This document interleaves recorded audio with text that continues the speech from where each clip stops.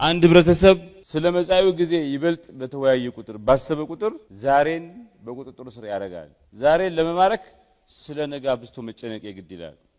ፎርሳይት የሚባለው ለወደፊት የሚመጣው ነገር ምንድነው ብሎ ለመገመት የሚያግዘው ሳይንስ ማስተርስ ፒኤችዲ ያለው ብሔራዊ አቅም እንደ ብሔራዊ አቅም ነው አንዲት ሀገር ዲፌንስ ካፓቢሊቲዋ ምንድነው ኤነርጂ ካፓቢሊቲዋ ምንድነው የቴክኖሎጂ አቅሟ ምንድነው እንደሚባለው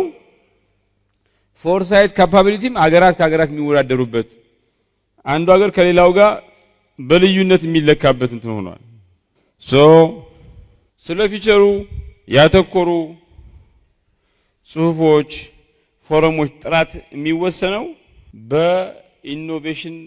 ዝግጁነታችን ላይ ነው ለቀውስ አይበገርነታችን ላይ ነው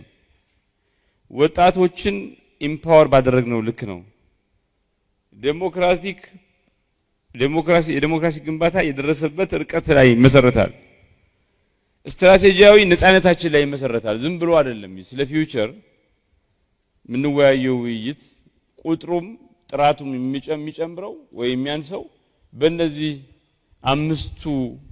ጉዳዮች ላይ ያለን ዝግጁነት ከፍተኛነት ወይ ዝቅተኛነት ላይ ተመስርቶ ነው ማለት ነው